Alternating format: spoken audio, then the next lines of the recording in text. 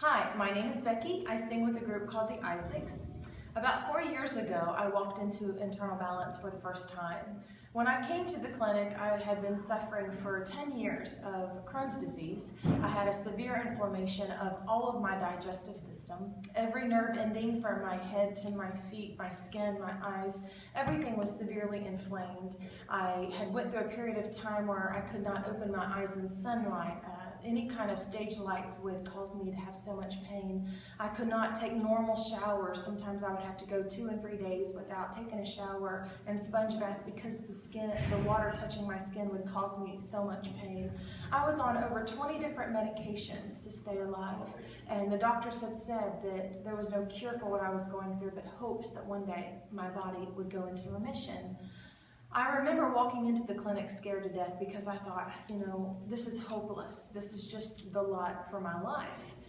I began to pray with Tamara, and she began to dig deep into my DNA and seek the Lord about my situation. And she was able to begin to detox my body of bacteria and parasite and virus that did not belong in my body. And within a few weeks, my body started receiving what was happening, and I began to feel better and better.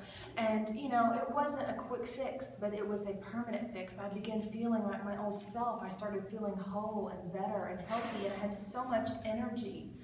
But it hasn't only been a physical detox, it has been a spiritual detox as well. The clinic is so embracing, and they love the Lord, and they pray with you, and it's just been a journey.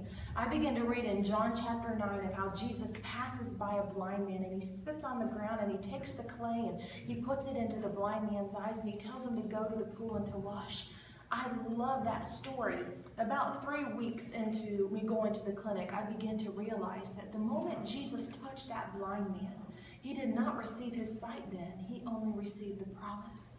We read in commentaries that the closest pool from the temple gate where Jesus would have been was half of a mile, possibly longer. We do not know how long it took the blind man to go from the temple gate to the pool.